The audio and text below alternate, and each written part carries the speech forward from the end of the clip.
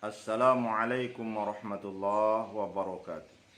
Bismillah walhamdulillah wassalatu wassalamu ala rasulillah sayyidina wa maulana Muhammad wa ala alihi wa sahbihi wa mawala.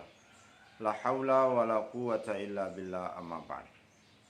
Hadirin wal hadirat yang dirahmati Allah subhanahu wa ta'ala, dalam kesempatan yang baik ini kita akan membahas tentang hadis Nabi Shallallahu alaihi wasallam di mana beliau bersabda, Sumu li ru'yati wa aftiru li ru'yati.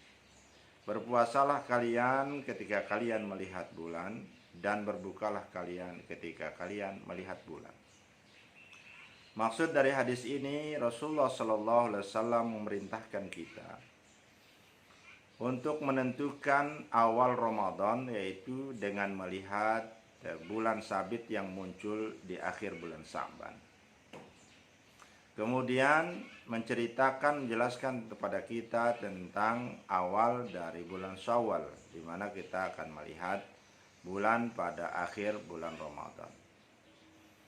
Biasanya pemantauan bulan ini dilakukan pada tanggal yang ke-29, karena bulan Hijriah ini bisa berumur 29 dan juga bisa berumur 30.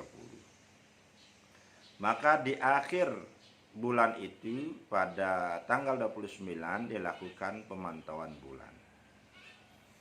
Maka berdasarkan hadis ini terjadi perbedaan pendapat. Ada yang ru'yanya bil ain, ada yang ru'yanya bil ilmi. Ru'ya bil ain artinya melihat bulan sabit itu di akhir bulan Sa'ban atau di akhir bulan Ramadan ketika menentukan hari lebaran, itu dengan melihat dengan mata kepala, walaupun itu menggunakan nanti bantuan alat teropong dan seterusnya. Kemudian menurut pendapat yang lain ada yang menggunakan bil ilmi, yaitu melihat keberadaan bulan itu dengan hitungan ilmu pengetahuan. Maka inilah yang seringkali menyebabkan terjadi perbedaan hari lebaran atau hari awal puasa di Indonesia. Menurut satu ormas bahwa melihatnya itu adalah dengan ilmu pengetahuan, yaitu dengan menghitung, dan ketika bulan itu sudah berada di ufuk pada akhir dari bulan Sa'ban atau akhir dari bulan Ramadan, walaupun belum kelihatan oleh pandangan mata, maka tetapi diketahui keberadaannya, maka ditentukanlah bahwa esok harinya itu adalah hari masuk bulan baru, atau malam itunya langsung dihitung masuk bulan baru, karena masuknya bulan baru itu adalah pada maghrib kalau bulan Hijriah. Kemudian ada yang berpendapat yaitu dengan ru'yahnya ru'yah bil ain, yaitu melihatnya dengan mata. Nah, ketika ru'yah bil ain, maka secara ilmu pengetahuan yang mutakhir ini, bahwa memungkinkan bulan itu dilihat oleh mata ketika keberadaan bulan di ufuk itu mencapai dulunya adalah 2 derajat, kemudian elongasi atau jarak sudut antara bulan dan matahari itu di 3 derajat. Tetapi mulai dari tahun 2022, sesuai dengan kesepakatan yang disingkat dengan MABIMS, yaitu Menteri Agama Brunei, kemudian Indonesia, Malaysia, dan Singapura menetapkan bahwa bulan itu memungkinkan dilihat ketika dia berada di ketinggian 3 derajat dengan elongasi, yaitu jarak sudut antara bulan dan matahari itu di angka 6,4 derajat. Maka kalau sekiranya bulan itu berada di bawah 3 derajat, maka kemungkinan besar bahwa bulan itu akan dicukupkan menjadi 30 hari usianya. Nah, terkait dengan lebaran tahun ini, Karena pada hari Kamis itu kemungkinan bulan berada di bawah 3 derajat. Maka kemungkinan untuk bisa dilihat dengan mata itu adalah sangat kecil. Tapi kalau nanti dilihat oleh mata dan banyak yang menyaksikannya, kemudian ada yang melihat, kemudian ada 2 saksi yang terpercaya, maka dia bisa jadi kita lebaran pada esok harinya. Tetapi secara ketentuan ilmu pengetahuan, biasanya kalau di bawah 3 derajat itu bulannya tidak kelihatan. Tetapi kalau dia sudah di atas 3 derajat, maka kemungkinan besar dia akan kelihatan. Walaupun dia sudah di atas 3 derajat, tetapi kalau waktu pemantauan itu tidak ada satupun yang melihat bulan, maka itulah yang diberlakukan dengan hisab. Hisab itu ditakmilkan, disempurnakan, usia bulan itu menjadi 30 hari. Disinilah terjadi perbedaan pendapat antara satu ormas dengan ormas lain di Indonesia. Namun di dalam sidang isbatnya Menteri Agama biasanya mengikuti ru'yah bil ain, jarang mengikuti ru'yah bil ilmi. Maka nanti akan dilakukan sidang isbat pada maghrib hari Kamis atau menjelang masuknya malam Jumat. Bagaimana sikap kita? Sikap kita tergantung ijtihadnya yang kita ikuti. Karena ayatnya juga sama, ati Allah, ati Rasul, ulil amri minkum. Taatilah Allah, taatilah Rasul, dan taatilah pemimpin di antara kamu.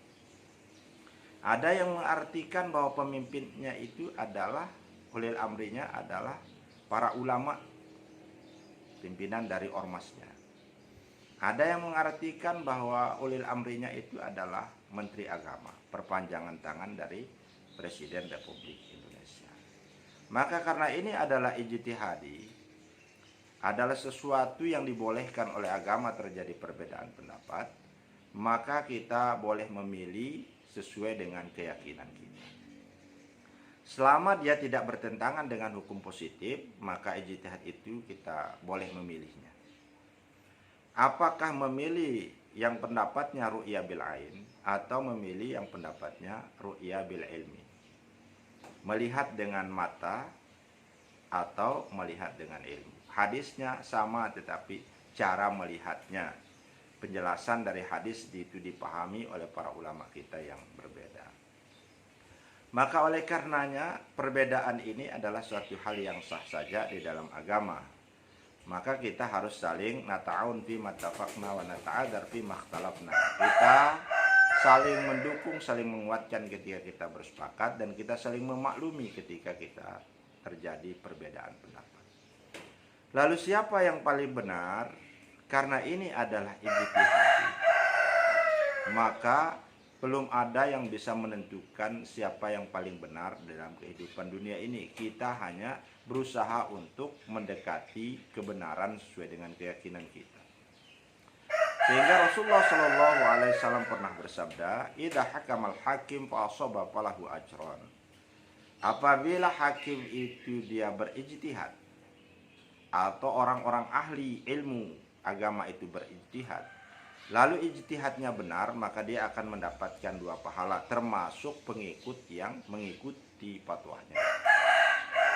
Tetapi apabila dia berijtihad, maka ijtihadnya salah, maka dia tetap mendapatkan 1 pahala dan termasuk juga orang yang mengikuti ijtihadnya. Yang tidak boleh itu adalah terjadi tafarruq, yaitu terjadi perpecahan, terjadi saling hina menghina, terjadi saling caci maki. Itu yang tidak boleh terjadi di daerah kita, di negara kita tercinta ini. Kita tidak boleh untuk saling hina menghina, tidak boleh untuk saling menggibah, tidak boleh untuk saling memfitnah. Kalau memang kita meyakini bahwa ru'ya melihatnya itu dengan akal, dengan ilmu, silahkan. Kalau yang mau mengikuti ru'yanya bil ain, yaitu melihat dengan mata sebagaimana yang sudah biasa dilakukan oleh pemerintah Republik Indonesia, maka tafadhol, silahkan. Namun yang perlu kita ingat di sini adalah ketika kita mengikuti satu pendapat, misalnya nanti ada yang lebarannya hari Jumat, maka orang yang mengimani atau meyakini bahwa ijtihad hari Jumat itu adalah jatuh satu Syawalnya di situ, maka dia kalau mau sholat Idul Adha, Idul Fitri, maka dia langsung sholatnya pada hari itu. Jangan dia Idul Fitrinya hari Jumat, lalu sholatnya nanti di hari Sabtu. Atau orang yang mengikuti misalnya lebarannya nanti di hari Sabtu, jangan dia ikuti sholat Idul Fitrinya di hari Jumat.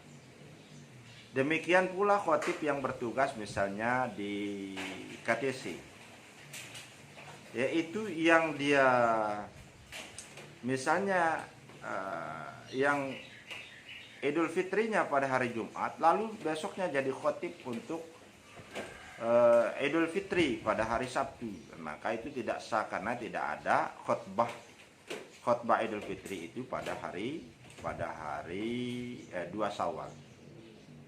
Atau dia berkeyakinan bahwa Idul Fitrinya pada hari Jumat, lalu nanti dia jadi imam pada hari Sabtu, maka itu tidak sah sholatnya. Kenapa? Karena sholat itu harus pada tanggal 1 Syawal. Maka untuk itu, bagi yang berijtihad atau mengikuti ijtihadnya lebarannya nanti pada hari Jumat, silahkan untuk sholat Idul Fitrinya pada hari Jumat.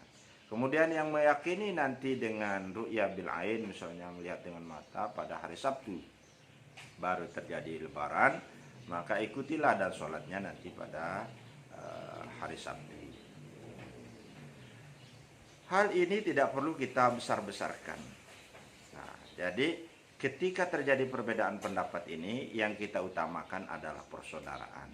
Maka yang harus kita rajut adalah persaudaraan di dalam perbedaan. Untuk itu, saudara dan saudariku yang sama-sama saya hormati, terkait lebaran esok ini, kalau misalnya terjadi perbedaan hari sesuai dengan ijtihad ulama-ulama kita, maka kepada kita semua hendaklah bisa menahan diri, hendaklah kita bisa menjaga ukhuwah Islamiyah, persatuan persaudaraan dalam bingkai negara kesatuan Republik Indonesia. Demi keutuhan persaudaraan, mari kita jalani ibadah sesuai dengan ijtihad yang kita yakini kebenarannya, dengan tanpa harus menyalahkan orang lain. Saya rasa demikian yang perlu saya sampaikan dalam kesempatan yang baik ini. Mudah-mudahan Allah Subhanahu wa Ta'ala memberikan keberkahan kepada kita semua, dan semoga ibadah puasa kita dari awal sampai akhir nanti diterima oleh Allah Subhanahu wa Ta'ala, dan semua ibadah-ibadah kita yang lain. Dan mudah-mudahan kita keluar nanti di Idul Fitri dalam keadaan kayaumin waladatna ummuna, seperti hari kita dilahirkan dari kandungan ibu kita, bersih dari dosa, bersih dari salah, dan diterima suci fitrah di sisi Allah Subhanahu wa Ta'ala. Demikianlah, terima kasih dan mohon maaf atas segala kekurangan. Wallahul muwaffiq wal hadi ila sabilir rasyad. Wassalamualaikum warahmatullahi wabarakatuh.